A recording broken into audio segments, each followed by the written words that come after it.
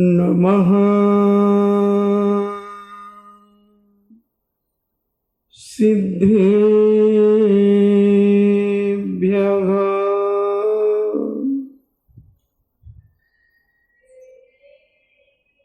ॐ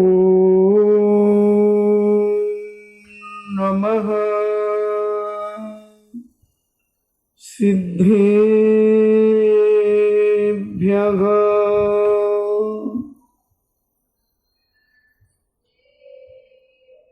ॐ नमः सिद्धेभ्यः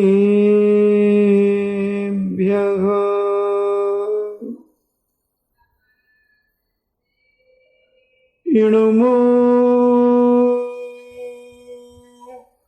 अरिहन्ताणम्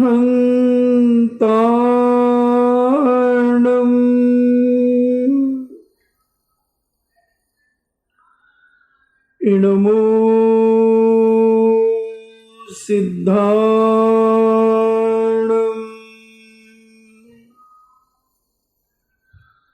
इणमो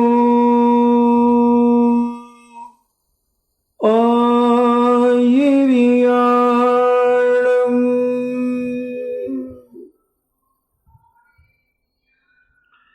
इणमो उबज्झायाणम्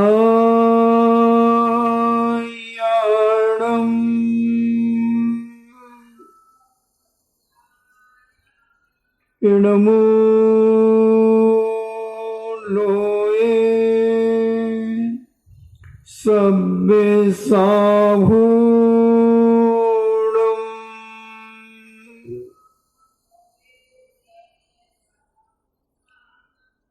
पंच परमेष्टि भगवान की अहिंसामयी वीतराग विश्व धर्म की देवादिदेव 1008 श्री आदिनाथ भगवान की देवादिदेव 1008 चिंतामणि घोर उपसर्ग विजेता श्री पार्श्वनाथ भगवान की देवादिदेव 1008 शासन नायक बाल ब्रह्मचारी भगवान महावीर स्वामी की परम पूजनी आचार्य श्रोमणि गुरुवर श्री कुंद कुंद महामुनिराज की परम पूजनी आचार्य श्रोमणि गुरुवर श्री विद्यासागर जी महामुनिराज की परम पूजनी निर्यापक श्रमण मुनि श्री सुधा सागर जी महाराज की परम पूजनी 3,9 करोड़ महामुनिराजों की तपोदय अतिशय क्षेत्र की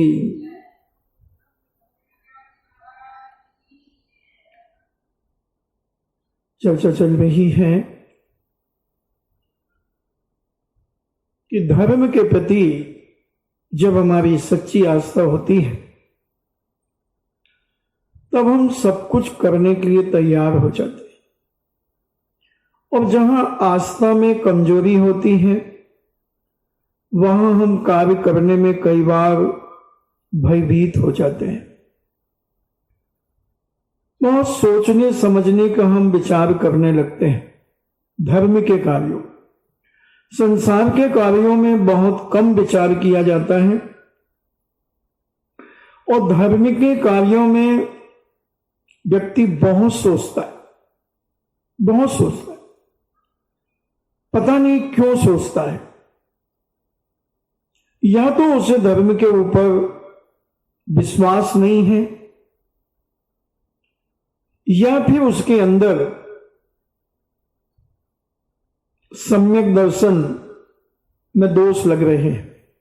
चलमल अगाड़ दोष सम्यक दर्शन में लगते हैं, तो वह पूर्ण दृढ़ता के साथ किसी चीज का निर्णय नहीं ले पाता।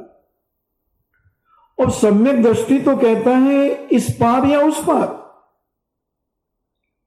हमने जितना भी पढ़ा एक झटके में वह काम करते हैं, चाहे वो राजा हो, महाराजा हो, चक्री हो, कोई भी हो, जैसा ही उसके मन में कार्य करने की क्षमता को देखता है, एक नजर और कार्य करने के लिए तैयार हो जाता। जैसे तुम व्यापार में करते हो, एक नजर माइंस को देखते हो, ज्यादा हुआ तो जगह को डील करा लेते हो, और डील करा करके और ज्यादा हुआ तो किसी इंजीनियर को बुलवा करके पूछते हो कि भाई कैसा माल निकलेगा। वो कहेगा सेठ जी माल तो जम के निकलेगा, जैसे डाबी में जम के माल निकलता है।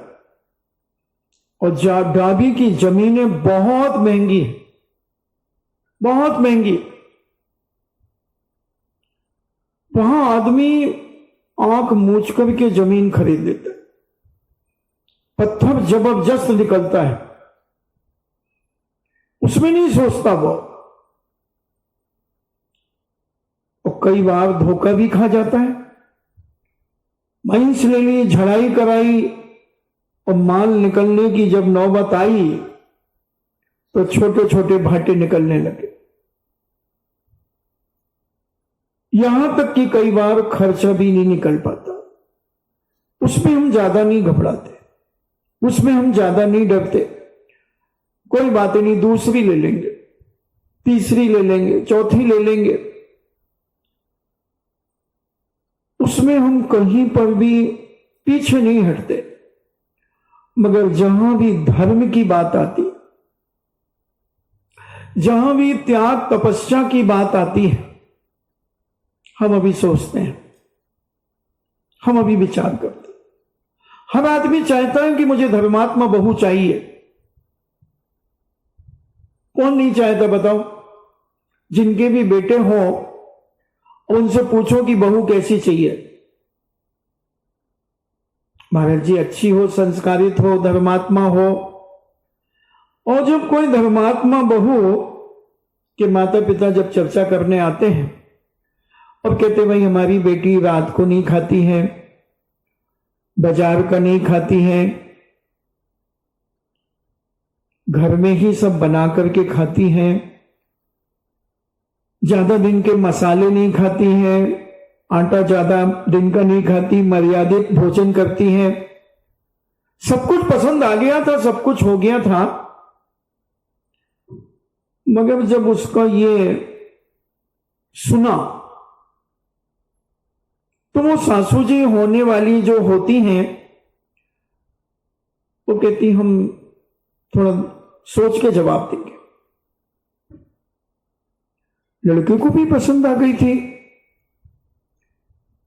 सब कुछ हो गया था, मगर वो शादी आगे जाके पता चला कैंसिल हो गई। हर व्यक्ति यही चाहता है कि लड़का अच्छा हो, चारित्रवान हो, गुणवान हो, अच्छा कमाने वाला हो, सब कुछ हो, पूजन अभिषेक करने वाला हो, दान पुण्य करने वाला हो, सब कुछ अच्छा हो, धर्मात्मा हो, गुणवान हो। तो तुम गुणवान कैसे मानते हो? और जब उस बिटिया से कहा, लड़का पसंद आ गया, सब कुछ पसंद हो गया, अब उससे कहा कि भाई ये होटल में नहीं जाते, है? होटल में नहीं जाते तो ये कैसे चलेगा? आजकल का तो मॉडर्न जमाना है, होटल के बिना तो काम ही नहीं चलता। अच्छा ये रात में भी नहीं खाता है, रात में नहीं खाते, फिर ये पार्टियों में कैसे जाएंगे? और पार्टियां तो रात को ही होती हैं। वहीं पर पति पत्नी एक दूसरे को देखते हैं, जो लड़के को देखने गए थे। नहीं आज नहीं बैठेंगे चौकी पे, आज नीचे बैठेंगे। आज दोपहर आहार के बाद चर्चा हुई थी, उनको समझाया मैंने, इनके घुटने सदा के लिए मुझे ठीक करना है। तो पति पत्नी ने दोनों एक दूसरे की तरफ देखा, बोले पार्टियों में नहीं जाएंगे, रात्रि में नहीं खाएंगे, ये कैसे बनेगा? लड़के से कहा कि आप रात्रि में भोजन नहीं करते? बोले नहीं, मैंने तो जब से होश संभाला है, जब से मैंने कभी स्वप्न में भी नहीं देखा कि मैंने कभी रात को खाया हो। अच्छा, हाँ, तो आप होटल में दिन में तो जाते होंगे होटल? नहीं, मेरी मम्मी सब कुछ घर में बनाती है, जो होटल में मिलता है वो मेरे घर में बनता है। क्या बात कर, आपके यहाँ कचौरी समोसे भी बन जाते हैं? अरे टॉप के। पानी पता से भी? हाँ बिल्कुल। टिकिया भी? हाँ साहब, वो भी केले की। हाँ, आलू भी नहीं खाते आप? मैंने आलू चखे ही नहीं आज तक। अच्छा, क्यों? उसको तो आलू की टिकिया के बिना नींद ही नहीं आती है। ठीक है, अब हम क्या करना है? लड़के के माता पिता कहते हैं हाँ क्या करना है, अब सगाई गाई का दिन निश्चित। बोले अभी हम बिटिया से बात करके आपको 2-3 दिन में जवाब देंगे। घर जाकर के बिटिया से कहा बेटा वो तो होटल में भी नहीं खाता है। अच्छा पापा? हाँ, और नाइट में भी नहीं खाता है, आलू प्याज लहसुन नहीं खाता है। तो ये पिज्जा पगली, पिज्जा बर्गर तो बहुत दूर है, अब घर में के बने हुए तो सब खाता है। लूसा पापड़? हाँ, लूसा पापड़ भी खाता है, मगर घर का बना खाता है। घर का बना है। लूसा पापड़ ये आपको खांदू वाले बताएंगे, लूसा पापड़ होता है। तो ये सब खाता है मगर बाजार का नहीं खाता। पापा ये तो नहीं चलेगा, फिर ये मुझे परेशान करेंगे कि तुम घर में बनाओ, और मुझे तो किचन का काम वैसे नहीं आता है। किचन के काम कहाँ गए नैना, मुझे तो किचन के काम से वैसे ही वो, तो मुझसे तो नहीं होगा। पापा ये रिश्ता तो, बेटा 50 लाख का पैकेज है उसका। पापा ये क्या फर्क पड़ता, पैसे ही से सब कुछ थोड़ी होता है। घूमना और फिरना, ये सब होटलों में जाना, ये सब अपन कितना सोचते हैं और 1 मिनट में छोड़ देते हैं। और कहते जरूर है कि मैं धर्मात्मा लड़का चाहिए, धर्मात्मा लड़की चाहिए। हर आदमी एक ही कहता है भैया थोड़ी धर्मात्मा, एकदम मॉडर्न नहीं चाहिए। इन्हें मॉडर्न तो चाहिए मगर एकदम मॉडर्न नहीं चाहिए। इन सब में हम बहुत जल्दी निर्णय ले लेते हैं और धर्म के नाम पर 1 मिनट में हम काट देते हैं। सिर्फ 50 केस होते हैं, 50 अपनी जैन समाज में। 1 साल में तो ऐसे 50 केस हो जाते हैं। या तो लड़की हाई फाई है या लड़का हाई फाई है। इस पर हम बहुत जल्दी निर्णय कर लेते हैं मगर जीवन के बारे में हम निर्णय नहीं कर पाते। हम संसार को जानते हैं कि संसार हम अनादिकाल से 84 लाख योनियों में भटक रहे हैं। इसमें हमें वैराग्य नहीं हो पाता। इसमें हम बहुत सोचते रहते हैं, बरसों निकल जाते हैं, बरसों, कई बार तो जीवन पूरा निकल जाता है और हम बिना व्रती बने मर जाते हैं। कई बार ऐसा हुआ है। क्यों नहीं कर पाते हम धर्म की बारे में विचार? और धर्मात्मा बेटा चाहते हैं, धर्मात्मा लड़की चाहते हैं, धर्मात्मा संतानें चाहते हैं, सब कुछ हम धर्मात्मा चाहते हैं। मगर जब धर्म करने कराने वाला कोई मिलता है तो हम उससे दूर हो जाते हैं। हम सोचते हैं, हम विचार करते हैं और महीनों निकल जाते हैं, हमें वैराग्य ही नहीं होता, हमारे परिणाम ही नहीं होते। कितनी घटनाएं, दुर्घटनाएं हम अपने सामने देख लेते हैं मगर उनका हमें तात्कालिक भी प्रभाव आज के लोगों पर नहीं पड़ पा रहा।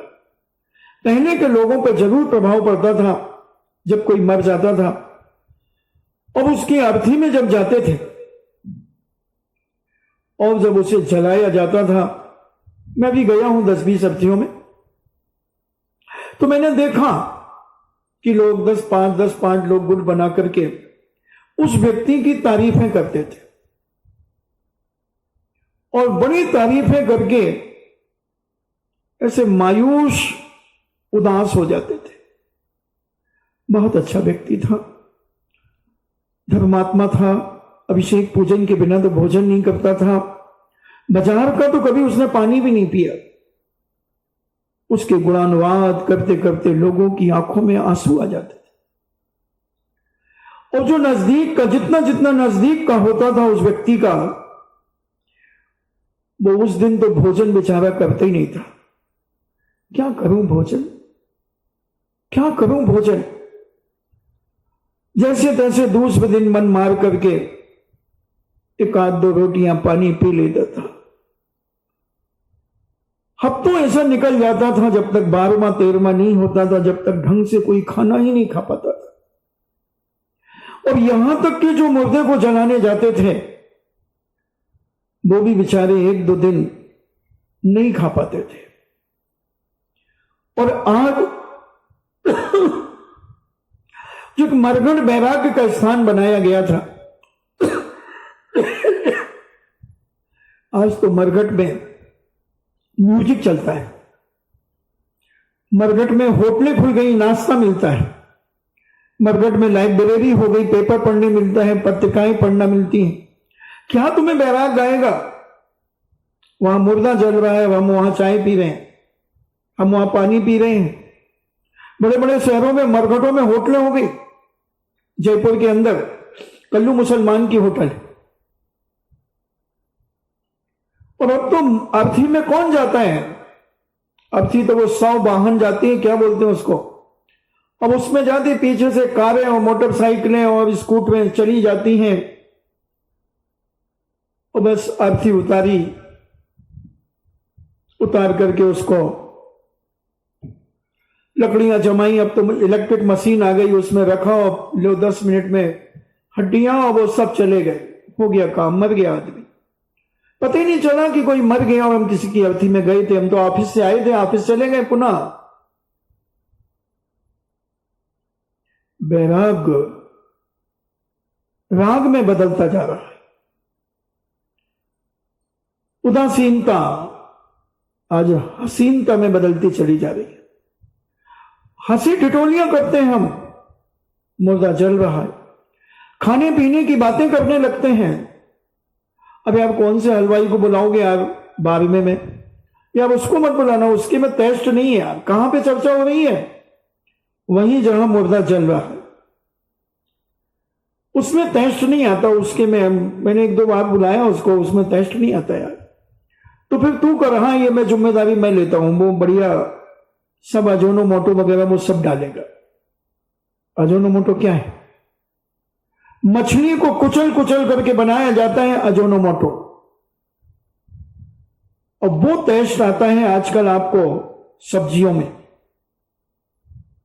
और जो हलवाई ये न डाले तुम उसको निग्लेक्ट कर देते हो, तुम उसको बुलाते नहीं हो, उसका टेस्ट नहीं है। मैंने बहुत सारे हलवाइयों से पूछा, मैंने भैया ये क्यों डालते हो? बोले महाराज जी हम आपकी माने कि हम अपनी आजीविका चलाएं। तो मैंने कहा क्यों, तुम तो वैसे ही फेमस थे, आज पहले तो बहुत अच्छे हलवाई थे। बोले हाँ, मगर जैसे जैसे ये मॉडर्न जमाना बढ़ रहा है तैसे तैसे लोगों के टेस्ट बढ़ रहे हैं, टेस्ट मांग रहे हैं। और टेस्ट महाराज जी बिना मांस की चीजें डाले हुए टेस्ट नहीं आता। हमने कहा तुम जैनों की कार्यक्रमों में जाते हो उसमें भी? बोले महाराज जी देखो झूठ नहीं बोलूंगा आपसे, मैं मिलाता हूं, क्योंकि उनको टेस्ट चाहिए। अगर हम वो टेस्ट नहीं मिलाएंगे तो वो हमें अगले बार बुलाएंगे नहीं, बीच में ही लौटा देंगे, भगा देंगे।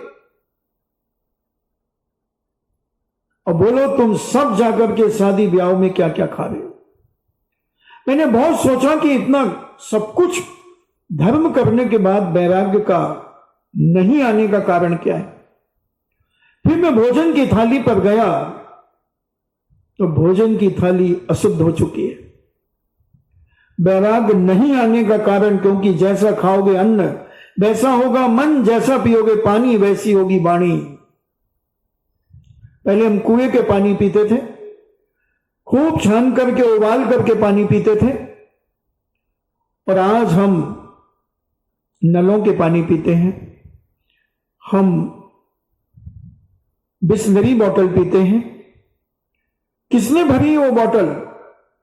कितनी लातों में, वो पैकेट में जो आते हैं कार्टून, उनमें लातों, उन पे खड़े होकर के लोग उतारते चले जाते हैं। और मुझे ध्यान ही कि अगर पहले पानी में लात लग जाती थी, पानी के जग में, उस पानी को कोई नहीं पीता था, उसको डोल देते थे या टोटका जरूर करते थे, थोड़ा पानी जरूर गिरा देते थे। आज आपकी पानी की बोतलें कहां होती हैं? आपकी सीट के आसपास, नीचे आपके कितने पैर लगते हैं उनमें? आपकी कैन कितनी पास में होती है, उसमें पैर कितना लगता है? मगर वो पानी हम पी रहे हैं। हमारी वाणी इसीलिए खराब हो रही है। सब कुछ संस्कृति और संस्कार आज हम मिटाते चले जा रहे हैं। पानी हम खड़े होकर के पीने लगे, हमारा स्टैंडर्ड है। तो प्रकृति कहती है तुम अगर मेरे विरुद्ध चलोगे तो मैं कहीं ना कहीं से तुम्हें परेशान करूंगी। तो हमारे घुटनों के ऊपर फ्लोराइड कम होने लगा जो खड़े होकर के पानी पीते हैं। हमने खड़े होकर के भोजन बनाना शुरू कर दिया तो हमारे घुटनों के ऊपर, हमारी बॉडी का पूरा भार घुटनों पर आने लगा, तो हमारी घुटने कमजोर होने लगे। हम कुर्सियों पर बैठने लगे, हम सोफा सेट पर बैठने लगे, तो हमारे पैरों की नसें खिंचने लगी, घुटने के ज्वाइंट पर खिंचने लगे, और उसके कारण हमारे दर्द बढ़ने लगे। और पहले हर घर में बढ़िया सुंदर गलीचा बिछा होता था। एक 6x8 का या 8x10 का एक गलीचा होता था, बाकी दरी बिछी होती थी। उसमें मुख्य व्यक्ति आकर के बैठते थे, या सफेद गद्दा के ऊपर सफेद चद्दर होती थी, उस पर बैठते थे। और हम उस पर बैठ करके वार्तालाप करते थे, रिश्तेदारों के बीच में बैठकर। बड़ा अच्छा लगता था जब समान बैठते थे। हमने देखा है दुकानों में भी गद्दी होती थी। पहले दुकान की गद्दी कही जाती थी, आज ऑफिस कहा जाता है। ऑफिस में चेयर होती है, कस्टमर भी चेयर पे बैठा है, मालिक भी चेयर पे बैठा है, उसके भी पैर नीचे लटके हैं, तुम्हारे पैर भी नीचे लटके हैं। क्या करोगे तुम? दोनों एक दूसरे को लातें दिखा रहे हैं। वो तुम्हें लात दिखा रहा है, तुम उसे लात दिखा रहे हो, और कई तो और घुटने के ऊपर टांग रख करके यूं ही हिलाते रहते हैं। अब वो सेठ जी के चेहरे पर सीधी निशाना पड़ता है, नेगेटिव ऊर्जा आएगी। उससे बहुत बड़ा अपमान है। ये अहंकार की आसन है बड़ों के सामने।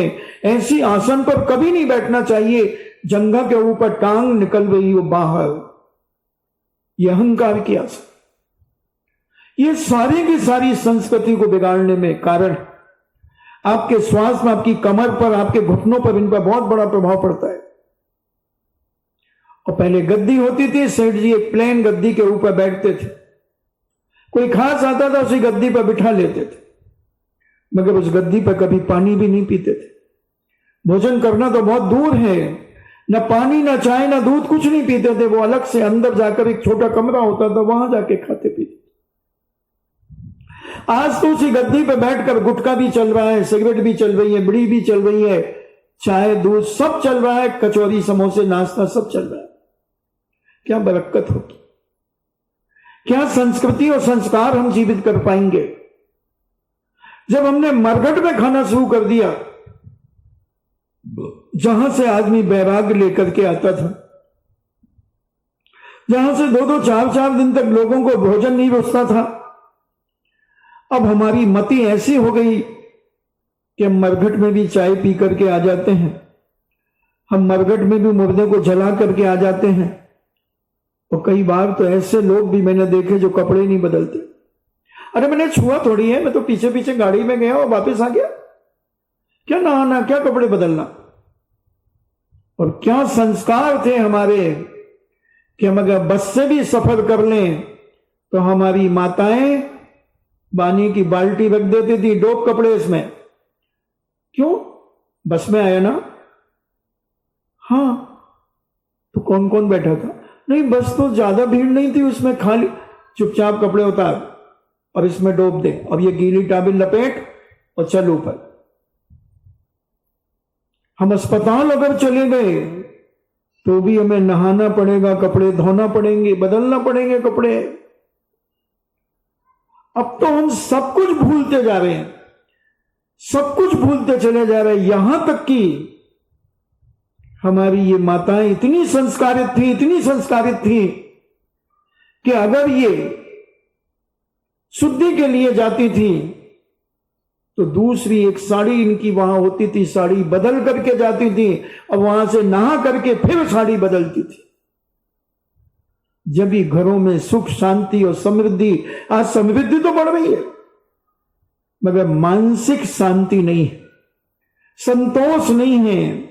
आज हर आदमी के चेहरे पर तनाव, डिप्रेशन, कसाय भाव झलक रहा है, क्योंकि ये छोटी छोटी बातें हमारी जिंदगी को बिगाड़ती है। और एक दिन में कौन बिगड़ता है?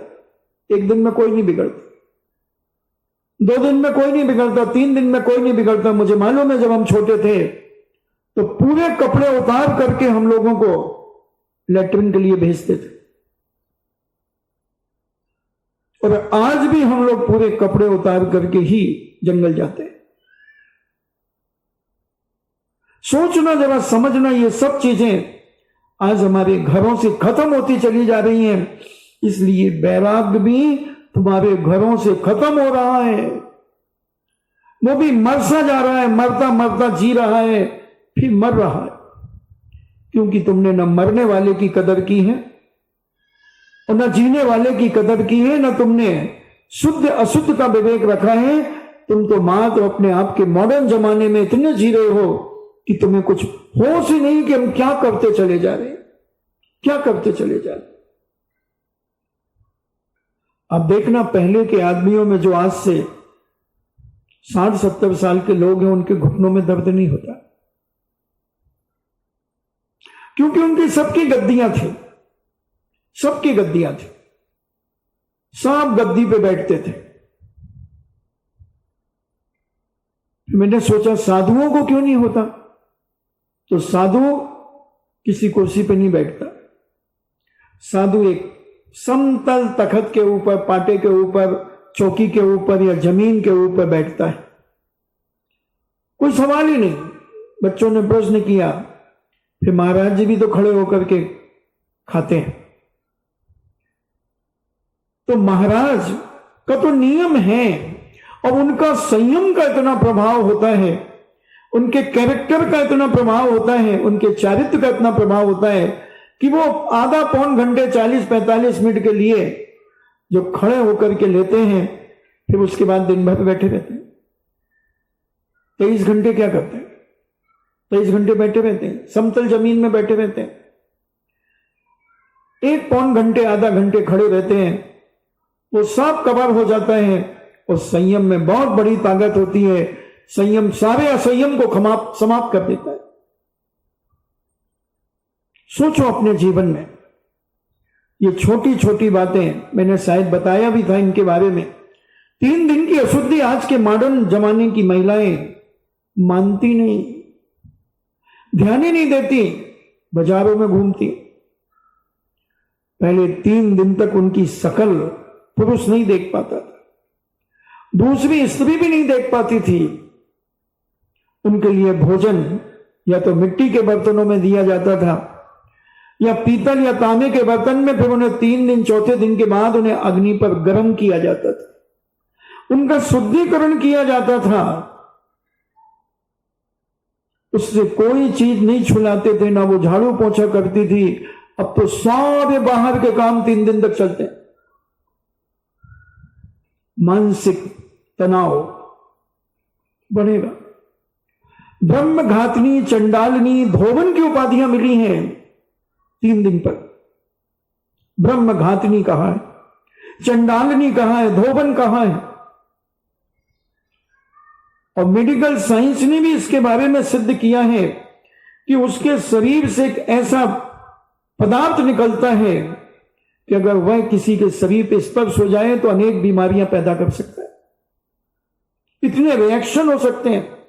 मैंने कम से कम 10-15 हजार किताबें वो बचाओ बचाओ करके बांटी, उसमें पूरा देश विदेश की अशुद्धि के बारे में उसमें सब लिखा हुआ है। अभी पूज्य चंद्र सागर जी महाराज ने भी उसके बारे में खबर मंगवाई थी, तो उनको भी भिजवाई मैंने कि महाराज जी ये है, उन्होंने अब वहां पर बता रहे हैं वो समाज को। आज पता नहीं हम क्या चाहते हैं, हम कुछ करना चाहते नहीं, वो सब अच्छा अच्छा चाहते। हम परीक्षा देना नहीं चाहते और परीक्षा में पास होना चाहते हैं। अरे अग्नि की भी अग्नि परीक्षा होती है, अग्नि की भी अग्नि परीक्षा होकर के जो पास होता है वही पास माना जाता है। और ये सब कारण वैराग्य को रोकने के कारण, वैराग्य के नहीं होने के कारण है। और ये वैराग्य के लिए हमें इन सारी चीजों पर ध्यान देना होगा। खान पान की शुद्धि सब खत्म हो गई। चौके में प्रवेश करने के पहले कोई अशुद्ध कपड़े में नहीं होता था। घर के चौके में, साधु के चौके की नहीं बात कर रहा हूं, घर में भी चौके में अशुद्धि में कोई घुस नहीं सकता था। और सोने के कपड़े में ही भोजन बनाया जाता था और भोजन बनता था। और दूसरे जो अशुद्ध होते थे उनके लिए दीवार थी छोटी सी, एक 4 इंच की ईंट की दीवार होती थी, एक लाइन कह दो, उसके बाहर ही उन्हें प्रवेश होता था। अब सब मर्यादाएं खत्म हो गई। स्टैंडिंग किचिंग हो रही, क्या बोलते हैं स्टैंडिंग किचिंग, खड़े होकर के भोजन बनाना। क्यों? पहले जो बैठ के बनाती थी हमारी माताएं, बेटियां, बहुएं, उन्हें कम से कम 25-30 बार उठना बैठना पड़ता था। कभी नमक की बरनी उठाना है, कभी हल्दी की बरनी उठाना है, कभी मेथी उठाना है, कभी जीरा उठाना है, कभी कुछ उठाना है। तो वो बार बार उठती थी और बैठ करके जो भोजन बनाती थी, फिर उठती थी, फिर जाकर के बोलाती थी, फिर बोलाती थी, फिर देख रही है। तो उससे हमारे पैरों को उठने बैठने की एक्सरसाइज होती थी। तो ये सारी चीजें खत्म हो जाती थी। पुरानी माताएं 80-80, 90-90 साल की मैंने बुजुर्ग माताओं को देखा, और ऐसे चलती है वो जैसे 60 साल का आदमी चल रहा हो। तो ये सब चीजें हमारे घर से उठती जा रही है। जहां थोड़ी बुजुर्ग माताएं जिन घरों में हैं, उनमें थोड़ी सी मर्यादा बची है। अगर बहू उस सासू मां के अनुसार अगर चलती है तो सासू मां को ही धुतकार दिया जाए। क्या मम्मी जी आप पुरानी बातों में लगी हो? दुनिया कहां जा रही है? चांद पे पहुंच गए लोग, और आप अभी तपोदय क्षेत्र भी नहीं गई। कहां पहुंच गई दुनिया? ऐसा करके हम अपनी बात उनके ऊपर थोप देते हैं, और वो बेचारी कहती अब क्या, बहुत गई वही, थोड़ी थोड़ी भी अब जाए, कौन इसके मुंह लगे? जो कह रही है ठीक है भाई, तू जैसा करना कर ले, हमें शांति रखने दे।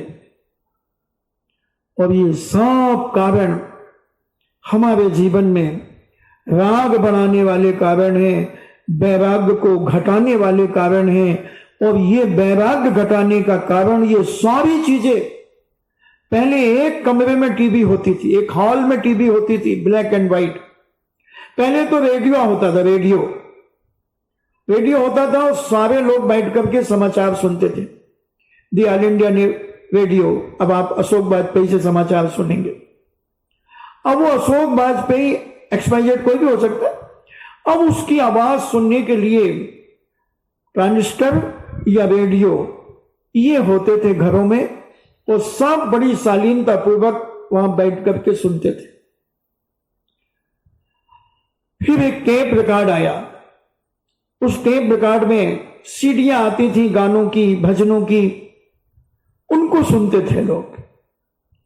फिर डिक्स आ गई, फिर टीवी आ गई, टीवी से फिर रंगीन टीवी आ गई, और अब LCD आ गई। कितना जमाना बदल गया। और पहले कितनी मर्यादा में बैठते थे।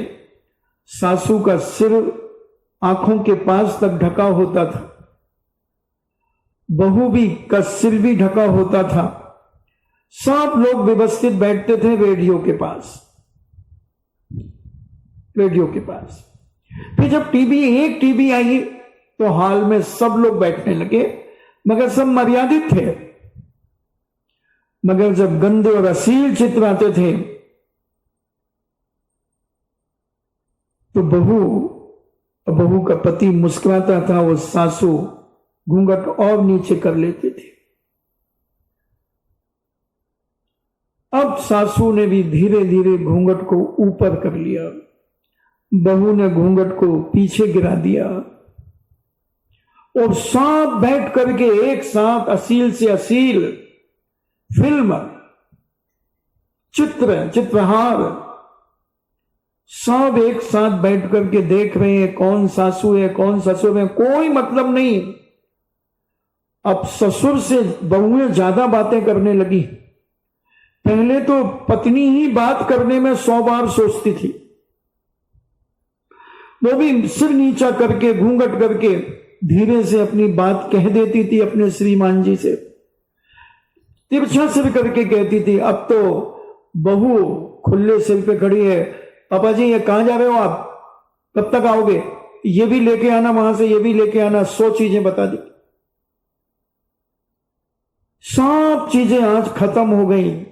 कहां से आए बैराग, कहां से उत्पन्न हो बैराग हमारे अंदर, हम समझना ही नहीं चाहते। सबसे बड़ा वैराग्य का स्थान मरघट जिसे माना जाता था, आज वो मरघट में भी राग पैदा हो गया। कैसे वैराग्य उत्पन्न होगा? और आज जो तुम्हें मैं चर्चा सुनाने आया हूं, ये तो मैंने भूमिका बनाई है अभी 35 मिनट में। 35 मिनट में यह भूमिका बनी है। और देखो वैराग्य पहले कैसे होते थे। तो मैं आज आपसे चर्चा कर रहा हूं कि सुमेरु पर्वत के पास, सुमेरु पर्वत के पश्चिम दिशा में, उस पश्चिम दिशा के अंदर एक गंधमाली नाम का देश था, और उस देश की राजधानी बीज शोकापुर थी। वहां के राजा बैजयंत वहां का राजा राज्य करता था, और उनकी रानी भव्यश्री नाम की उनकी रानी थी। अब उनके 2 बेटे थे, संजयंत और जयंत। एक दिन राजा बड़ा उदासीन होकर के बैठा था। बेटों ने कहा, पिताजी आप तो एक वीर योद्धा हैं, और कोई भी आसपास आपका दुश्मन राजा नहीं है, आपके चेहरे की उदासी किस कारण से है? बोले, बेटा तुम्हें मालूम नहीं, कल रात्रि में हमारा एक हाथी मर गया है।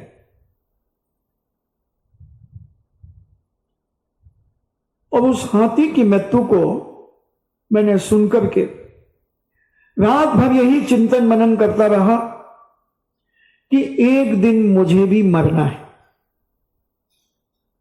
एक दिन मैं भी मरूंगा। जब ये हाथी मर गया है तो मैं भी मरूंगा। अब देखना, एक हाथी के मरने से बैराग कोई गरीब को नहीं, कोई भिखारी को नहीं, जो सब तरफ से संपन्न है, सब तरफ से संपन्न है। हाथी हैं, घोड़े हैं, रथ हैं, ऊंट हैं, बड़ी सेना है, वैभव है, सब कुछ है।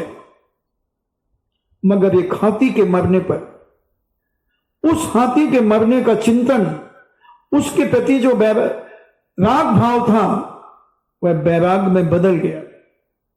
और कहा, बेटा बस हाथी की मृत्यु सुनकर, और मैं जब प्रातः काल हाथी को देखने गया तो ऐसा निर्जीव पड़ा था जिसकी एक चिधाड़ पर बड़े बड़े सिंह भी कांप जाते थे। ऐसा शक्तिशाली हाथी जब अब मदहोश होता था तो बड़े बड़े महाभक्तों के काबू में नहीं आता था। पैरों में जंजीरों पर जंजीरें बांध दी जाती थी तब काबू में नहीं आता था। बड़ी मुश्किल में मैं इसे पुचकार के इसके सामने जाकर कई बार तो मुझे हाथ जोड़ना पड़ते थे, शांत हो जा, शांत हो जा, तब ये शांत होता था। मगर आज वो ऐसा पड़ा है जैसे एक चट्टान पड़ी हो, एक पाषाण पड़ा हो। मेरे अंदर उसे देखकर यही भाव आ रहा है कि एक दिन मेरी काया, सुंदर काया मिट्टी होगी, सुंदर काया मिट्टी होगी। बस बेटा, मैंने सब कुछ कर लिया, सब कुछ देख लिया, राजपाट का वैभव भी खूब भोगा, खान पान भी मैंने जी भर के किया, पहनना ओढ़ना भी मैंने जी भर के किया।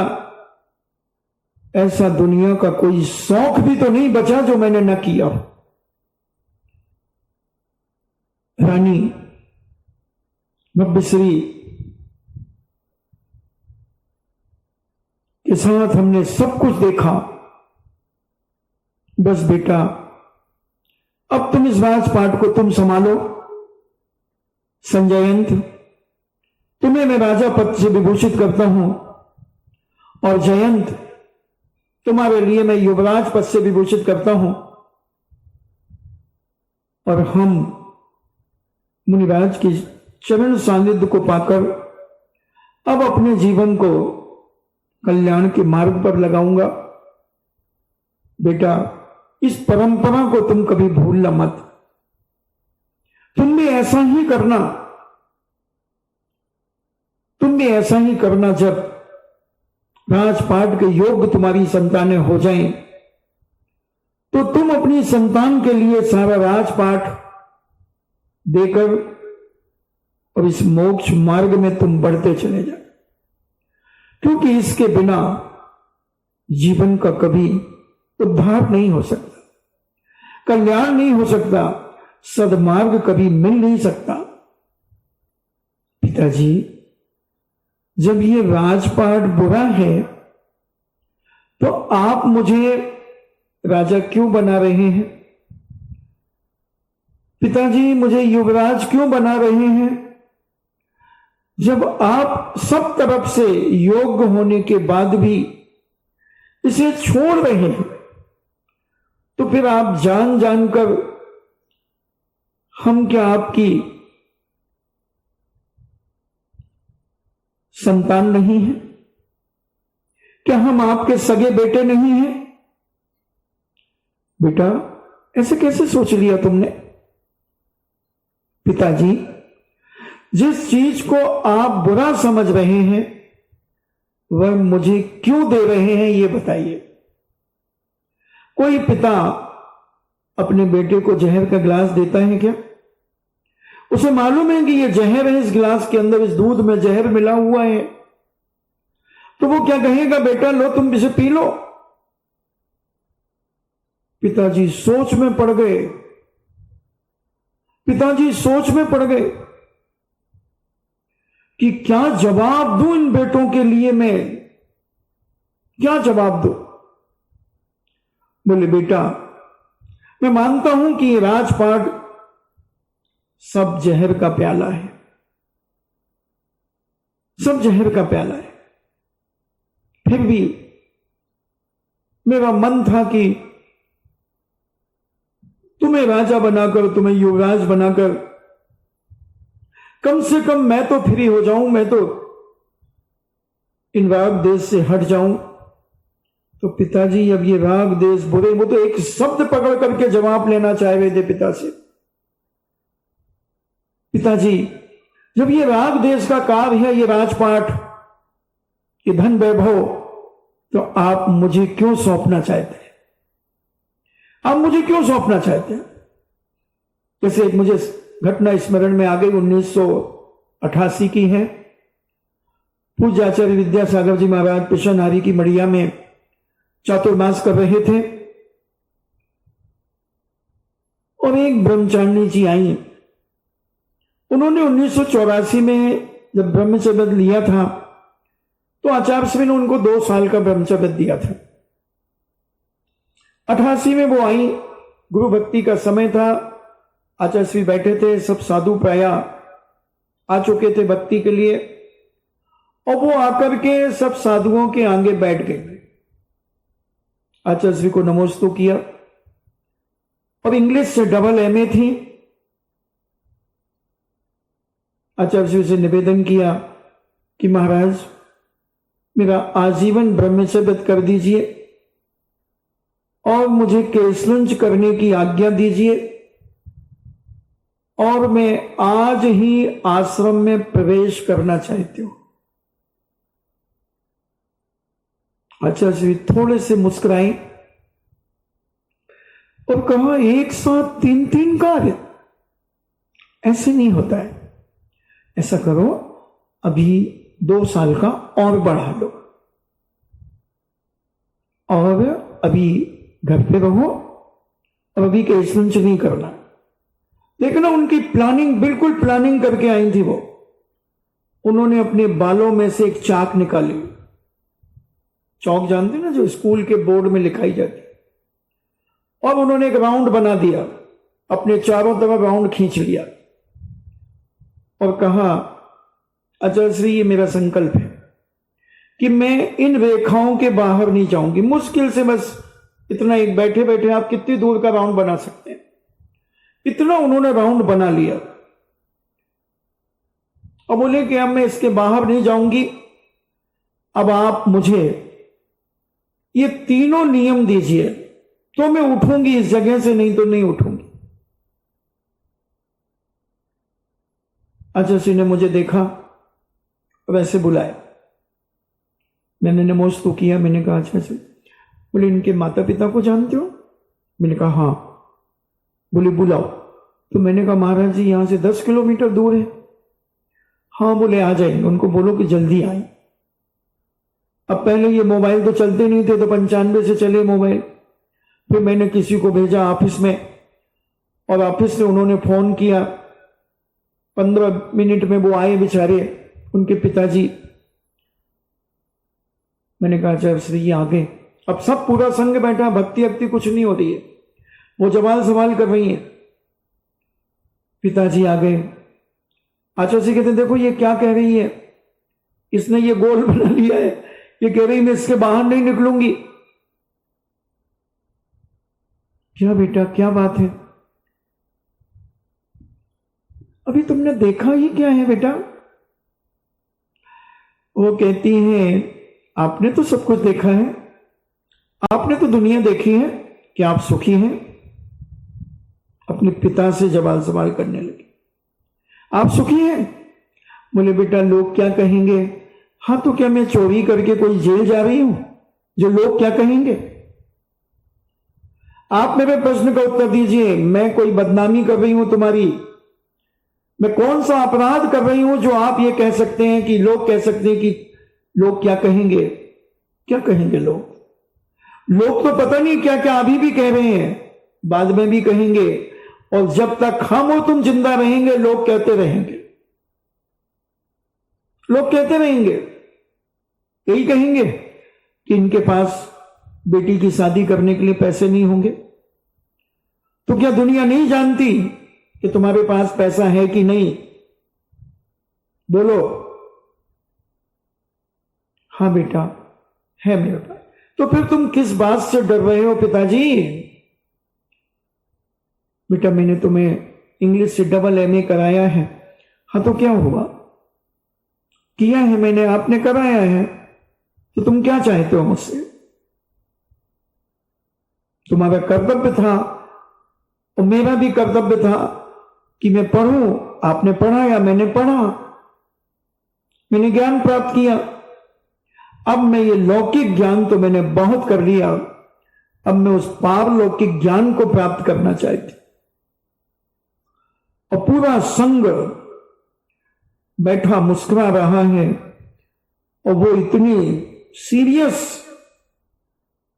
मूड में उत्तर दे रही हैं।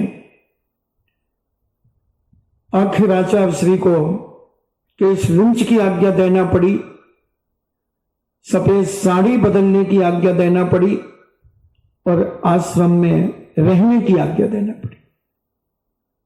पिताजी भी कुछ नहीं कर पाए। बंधुओं, सोचना, जब ये वैराग्य अंदर से उत्पन्न होता है तब इसे कोई रोक नहीं पाता, इसे कोई रोक नहीं पाता। कितना भी प्रलोभन दिया जाए, कितना भी कुछ किया जाए, कोई नहीं रोक पाता। और मैं तो कहता हूं हमारे संघ में जितनी भी आरिकाएं और ब्रह्मचारिणियां हैं वो बहुत संघर्ष करके आई हैं और सब पढ़ी लिखी, एक से एक, सब एक से एक पढ़ी प्रतिभा स्थली की दीदियां। एक बार जो प्रतिभा स्थली में चला जाता है जो माता पिता, उनके संस्कार देखकर कितना प्रभावित होता है। एक जयपुर का बहुत बड़ा ऑफिसर जिसको 40 लाख का पैकेज था, आज से कम 6-7 साल पहले, 8 साल पहले, और वो मात्र प्रतिभा स्थली देखने गया था अपनी बिटिया को लेकर। और प्रतिभा स्थली में उसने उन बहनों को देखा, उनके बोलने का लहजा देखा, उनका उठने बैठने का तरीका देखा और वो इतना आकर्षित हुआ। बेटी का इंटरव्यू दिलवा दिया, बेटी इंटरव्यू में पास हो गई और उन्होंने कहा लो आप अभी से रखो इसको। वहीं से बाजार से कपड़े खरीदवा दिए, सब कुछ वहीं के वहीं छोड़ के आ गए। 12th पास करके निकल गई वहां से। अभी माता पिता का बंबई ट्रांसफर हुआ, बंबई में है। तो कहने का मतलब, संस्कारित व्यक्तियों के बीच में जब कोई रहेगा तो वो भी संस्कारित ही हो जाएगा। आज लगभग प्रतिभा स्थली की 300 बहनें होंगी, 350। कितनी पढ़ी लिखी, बीएड आदि सब करके। अब्दुल कलाम जैसा आदमी, इनका कोई अपार्टमेंट नहीं था प्रतिभा स्थली वालों का अब्दुल कलाम के पास। अब्दुल कलाम जबलपुर पहुंचे, दूसरे स्कूलों में उनका अपार्टमेंट था। इनको पता चला, ये भी एक बस लेकर के अपनी बेटियों को वो ब्रह्मचारिणियां लेकर के गई। अब अब्दुल कलाम के पास कार्ड भेजा कि सर हम अपने स्कूल के बच्चों से आपसे मिलाना चाहते हैं। उन्होंने कहा कि मेरे पास टाइम नहीं है क्योंकि आपका कोई अपार्टमेंट नहीं है। जैसे ही वो उन्नति दीदी अब्दुल कलाम के पास गई और फेस टू फेस उन्होंने 2-3 शब्दों में बात की। उन्होंने कहा ले आइए मैं 2 मिनट का समय दे दूंगा। और जब उन बच्चों को लेकर के अब्दुल कलाम के पास गई, बच्चे बैठे और अब्दुल कलाम ने जब उनसे वार्तालाप किया तो 2 मिनट के 20 मिनट अब्दुल कलाम ने दिए और कहा कि मैंने बहुत स्कूलों को देखा, बहुत स्कूल मैंने देखे, हजारों बच्चे मेरे बीच में आए, मगर जितने अनुशासित, संस्कारित और हित में प्रिय वचन ये बच्चे बोलते हैं, ऐसे मैंने किसी स्कूल की ना गर्ल्स देखी है ना बॉय देखा। और अगले बार जब मैं जबलपुर आऊंगा तो 1 घंटा अलग से स्पेशल प्रतिभाशाली स्कूल के लिए निकाल के लाऊंगा।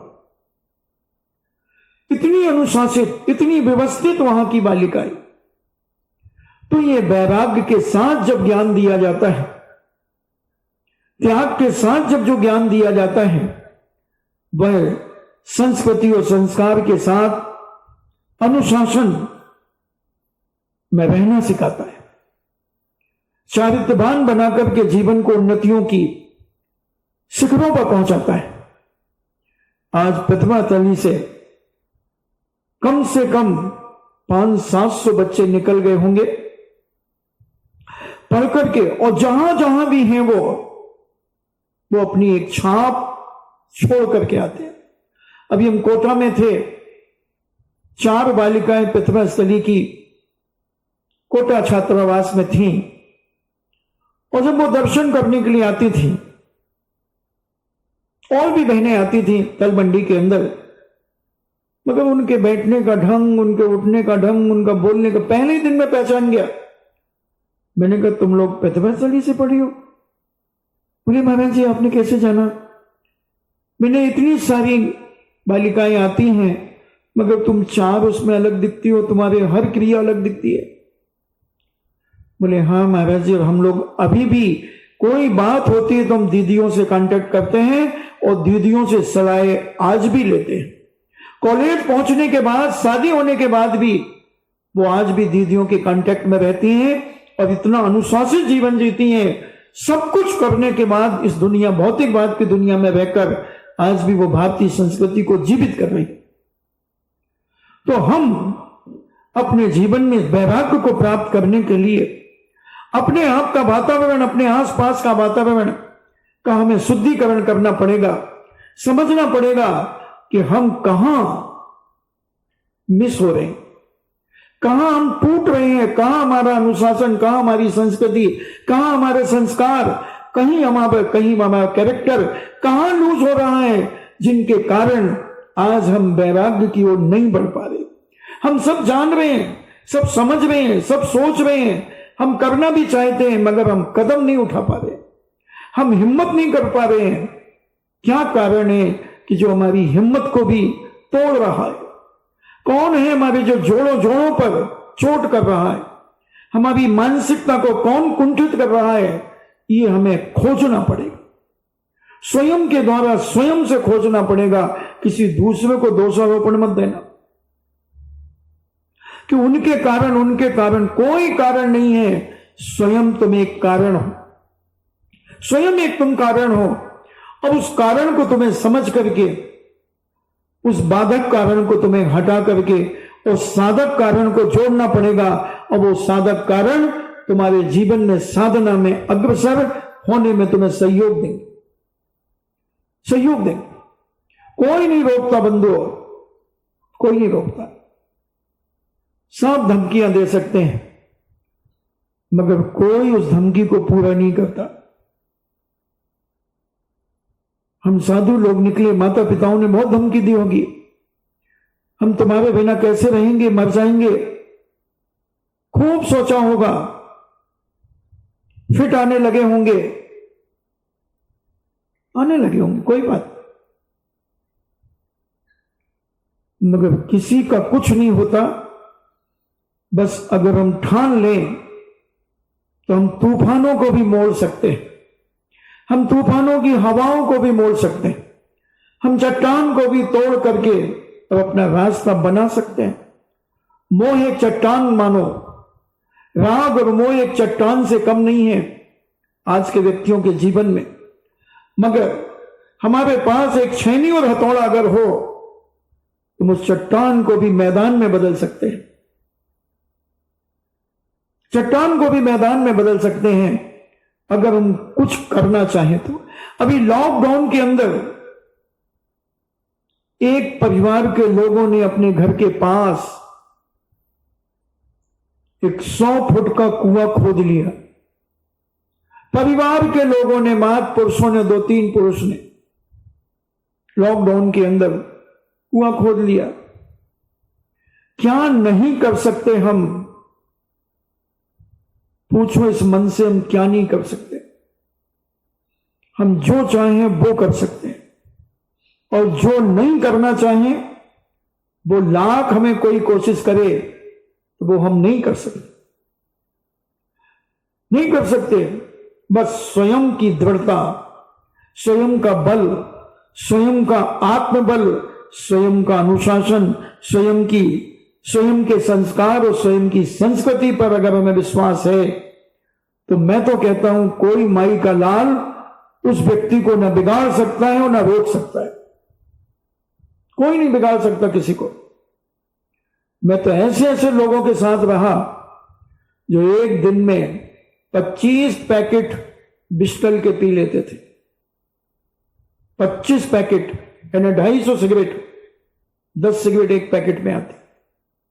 सुबह से लगते थे 7 बजे से एक बुझती थी, उसी से दूसरी जला करके पीना शुरू कर। 8-8 बॉटल बियर की पी जाता था दिन भर। मगर मजाल है कि एक सिगरेट भी कभी लगाई और लगाने पीने वाले में हिम्मत हो कि वो लगवा दे। 7 बजे के बाद स्मरण में आ गया तो अब सुना दो।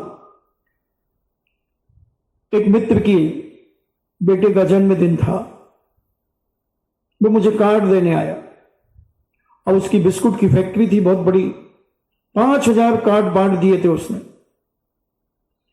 कार्ड जब मेरे पास आया तो उसमें कार्यक्रम था 7 बजे से 10 बजे तक।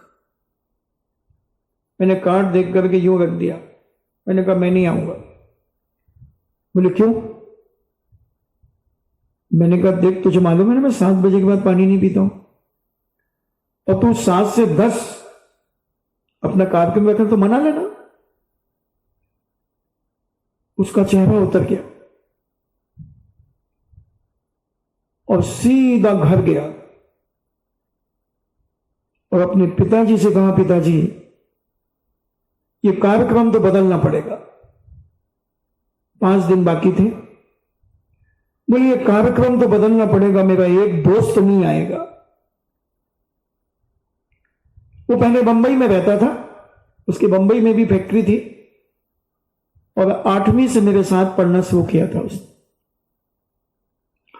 मैंने कहा भाई, उसने घर जाकर के कहा कार्ड फिर छपेंगे, और कार्ड फिर छपे और कार्यक्रम 3 से 7 रखा गया।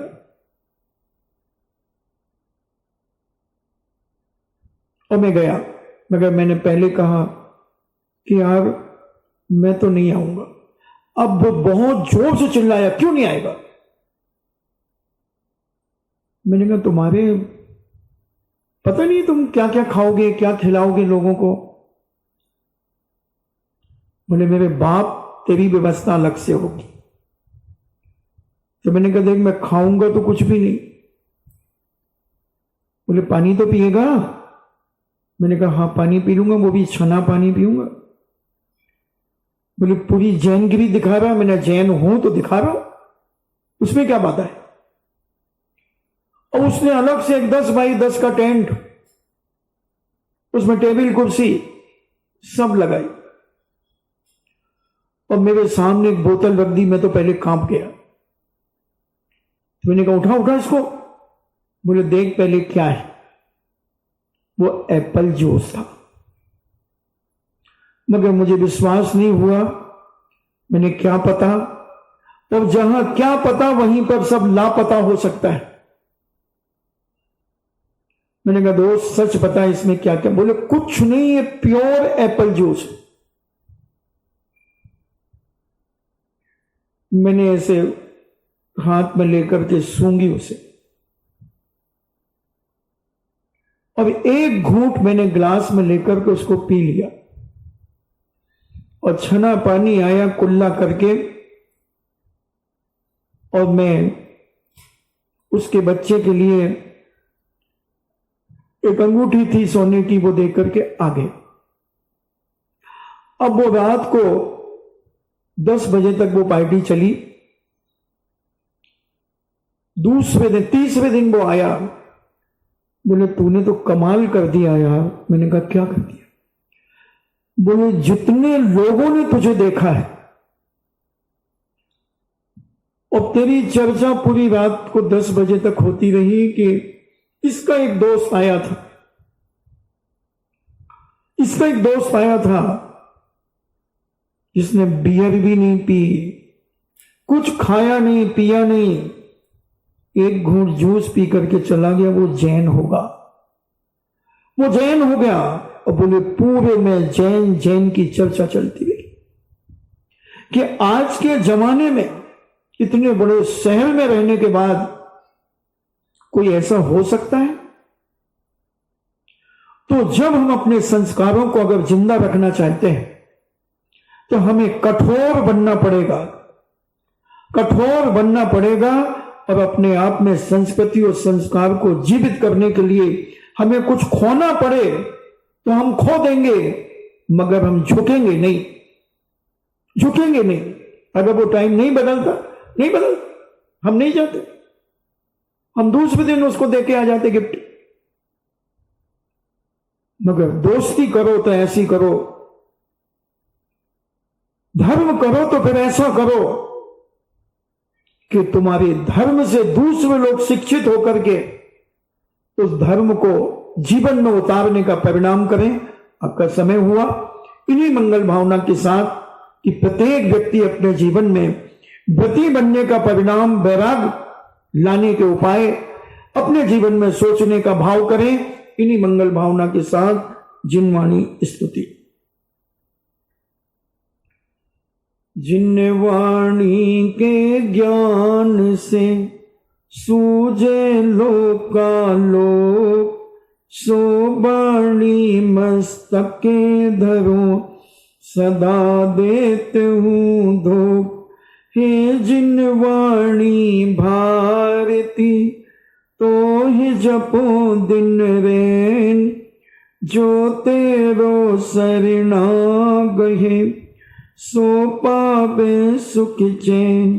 देव भजो अरिहंत को गुरु सेवा निर्ग्रंथ, दया धर्म पालो सदा यही मोक्ष का पंथ। 9 बार नमोकार।